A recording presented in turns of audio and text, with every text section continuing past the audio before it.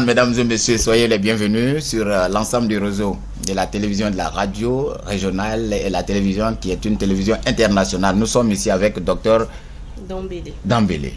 Et le prénom c'est quoi? Ferima. Donc vous êtes le premier responsable des médicaments dans la région, c'est ça? Oui, exactement. Ça s'appelle comment ça? Pharmacienne de région. Pharmacienne de région. Nous avons l'habitude de voir les pharmaciens dans leurs officines et vous êtes... C'est plutôt le volet public. Le volet public. Voilà, parce que ce qu'on voit c'est les officines, mais moi je gère plutôt le volet public. Toutefois, on a un œil de regard sur le volet privé. Ah donc vous êtes le contrôleur à distance ou bien de façon... à distance, on va dire, puisque c'est le ministère de la Santé et que le ministère de la Santé est chargé de veiller sur tout ce qui est en rapport avec la santé. Donc on a des droits de regard au niveau des officines privées de notre région. Et ça existe combien?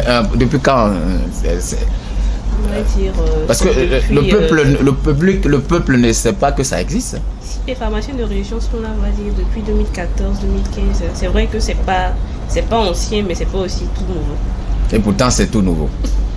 Ça c'est l'histoire de Galilée. On lui dit que la terre ne tourne pas, et dit oui, la terre ne tourne pas, et pourtant elle tourne. On dit couper sa tête.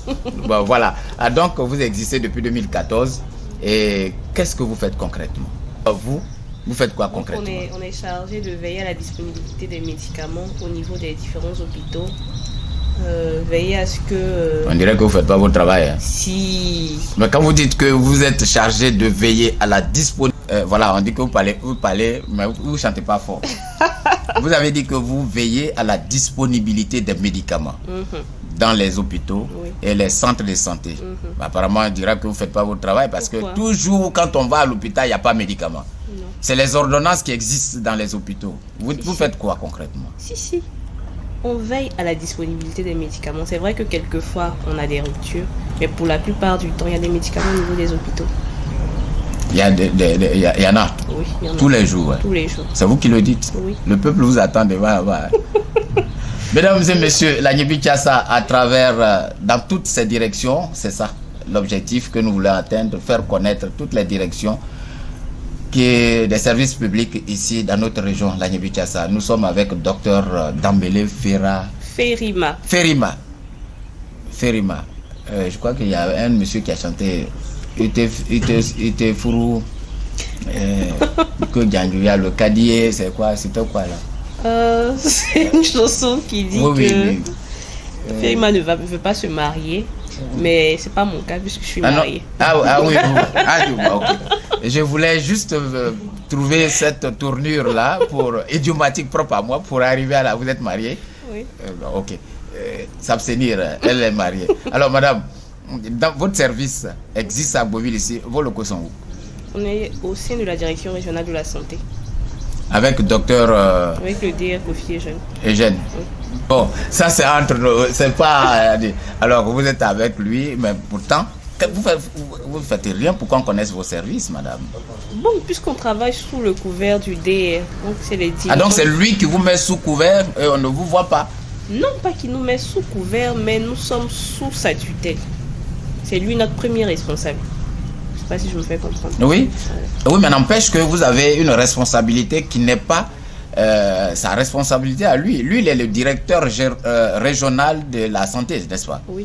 Mais vous êtes le directeur régional. C'est des services au sein de la direction régionale. Mais quand on va aux réunions, à la conférence des directeurs, on ne vous a jamais vu là-bas à la préfecture. Justement parce que c'est le DR qui représente le service. Oui, mais il ne peut pas nous parler de ce que vous faites.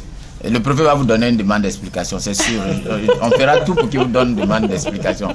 Parce qu'on ne vous a jamais vu là-bas et c'est un service qu'on ignore. Vous voyez? C'est pas bien. Hein? Bon, dites-nous maintenant, vous surveillez les médicaments. Et quand il n'y a pas, vous faites quoi?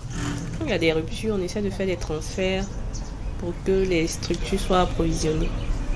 Vous pouvez rassurer la population. Regardez droit à l'antenne. Et puis, devant Dieu, devant les hommes, vous pouvez rassurer la population que...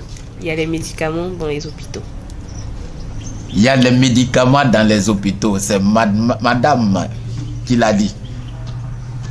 Alors, vous répondez quoi à ceux qui disent qu'il n'y a jamais eu de médicaments dans les hôpitaux?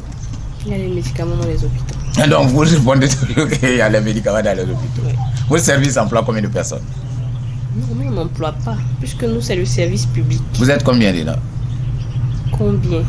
Qui est à cette direction? Vous avez une sous-régie? Non, on travaille avec le directeur régional de la santé. Du coup, on est juste un service au niveau de la direction régionale. C'est comme un appendice. Que c'est une appendice. Vous êtes seul là alors? Oui. Pour toute la région de la Niébi-Tchassa, là, il y a combien d'hôpitaux ici? Il y en a à Sikensi, il y en a à Agboville, il y en a à Tabo, il y en a à Noussi, Tiasalé. Vous ne voyez pas que c'est trop pour vous-même, vous ne pouvez pas non, mais embrasser? puisqu'il y a des districts qui sont chargés de gérer tout ce qui est structure de santé de premier contact.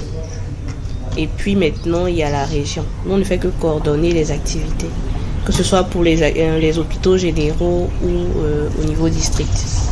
Mais pour ce qui est des ESPC, les établissements de premier contact, c'est le district qui est chargé de gérer ce volet-là.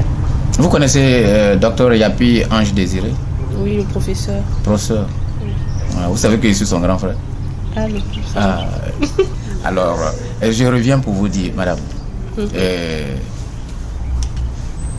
les gens coutument de dire qu'il n'y a pas de médicaments. Il n'y a pas de médicaments à l'hôpital. On ne fait que donner des ordonnances. Vous rassurez la population qu'il y a des médicaments à l'hôpital. C'est la gratuité, là, il n'y a qu'un problème là-bas. Non, la gratuité, elle est ciblée. C'est au niveau de certains programmes, voilà, du PALU, du VIH. Et puis, qui va avoir VIH qui va aller se faire soigner. Non, mais quand on parle de gratuité, c'est... Après les enfants, il faut laisser ça là. Quand on parle de gratuité, c'est au niveau des différents programmes, que ce soit le PALU, le VIH, comme je le disais, la tuberculose. Et puis, chez les femmes enceintes par rapport au kit d'accouchement. Mais ce n'est pas une maladie être enceinte. Non, mais l'État a bien voulu prendre en charge la toutes santé, les naissances. Voilà, de la mère et de l'enfant. Du coup, tout ce qui a trait à l'accouchement, pour les kits d'accouchement, c'est gratuit. Oui. Dernièrement, il y a un arrêté que le ministre a fait sortir. Même. Je sais que vous êtes au courant. Je suis au courant, mais c'est pourquoi j'ai dit... Non, mais bon. Je n'ose pas parler. C'est ce qui est fait. Maintenant, bon. Ah non, en Côte d'Ivoire, on dit ce qui est dit est dit. Mais est-ce que ce qui est dit est fait? Nous ne sommes pas loin du ciel. Pour ma part, pour les informations qu'on a, c'est fait. C'est fait. Mesdames et messieurs, c'est bien fait. Vous voyez, ça me rappelle un peu une histoire que j'ai eu à faire une interview du premier responsable des vendeurs de cercueils. Et je lui ai demandé, monsieur, est-ce que ça marche? Il ne peut pas répondre. Il ne peut pas répondre. Et il a failli dire oui, ça marche. Et puis il s'est arrêté et dit non. Ben, vous voyez, c'est une entreprise. Alors, c'est un peu la même chose. Je comprends. Je comprends. Et effectivement, il y a des médicaments. Sinon, il n'allait jamais avoir l'officine là-bas.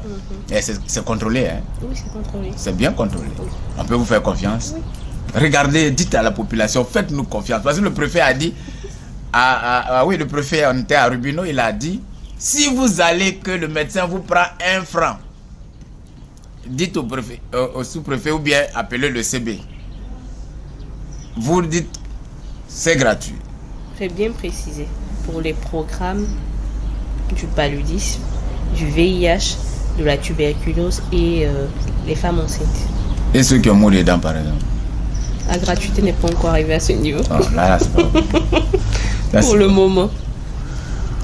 Voilà, mesdames et messieurs, c'est un peu comme toute assurance. Les assurances prennent tout, mais avec restriction, il n'y a pas d'avortement pris en charge. Je crois bien. Donc, ça veut dire que en toute chose, il y a des limites. Voilà. Et il faut observer ces limites. Il faut savoir bien les observer. C'est ça. Ne pas franchir le Rubicon aussi.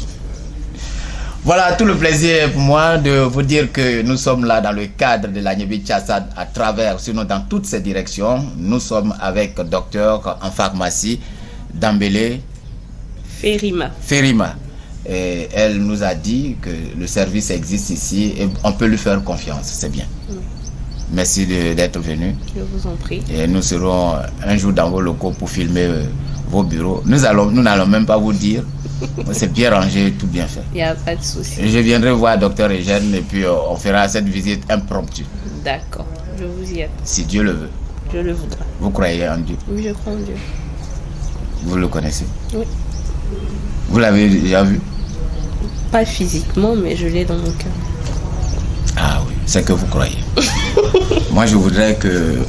Il n'y a plus de place au ciel là-bas, donc si vous ne croyez pas, ça allait me faire plaisir, comme votre... Bye, on se reverra. Allez, restez.